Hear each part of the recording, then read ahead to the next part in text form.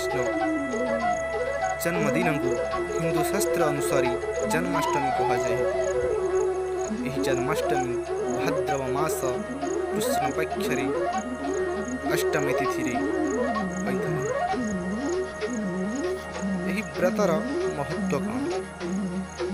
यह व्रतर महत्व होउछि भगवान श्रीकृष्ण को भक्तिर सहित पूजा तथा विधि अनुसार व्रत पालन कले प्रथमतः यही दिन ब्रह्मचर्य पालन एवं निजर मनरे परमेश्वर श्रीकृष्ण भगवान प्रति भागवत प्रेम जागृत करवा। यही दिन दुखीरंकी मानू दान देवा, छोट छोट बालक मानू भोजन देवा, यही विधिमान सब रही। यही दिन निष्काम भाव व्रत पालन कले भगवान श्रीकृष्ण संतुष्ट होता। किति लोक यही दिन व्रत पालन करी धूमपान तंबाकू मद भली निशा सेवन करिथांती, किंतु यह करने द्वारा निजर सबु व्रतर मूल्यहीन हो जाए। तेणु यही दिन यही सब जिनिस ठारू यथासंभव दूर रहिबा उचित। यही दिन व्रत करी भगवान श्रीकृष्ण को क्षीरपान कराइले नारी माने पुत्रवती होइथांती बोली सुनिबा को मिली थाए।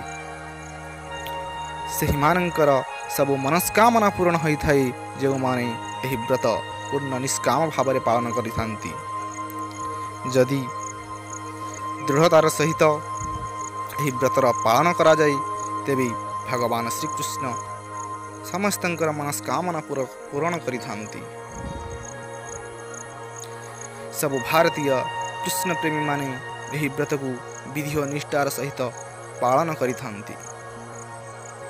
लोक माने यही दिन विभिन्न मंदिर विभिन्न पूजा मंडप गुड़िक कृष्ण जन्माष्टमी व्रत पालन करने सहित माठिया भांगा कार्यक्रम मध्य करिथांती।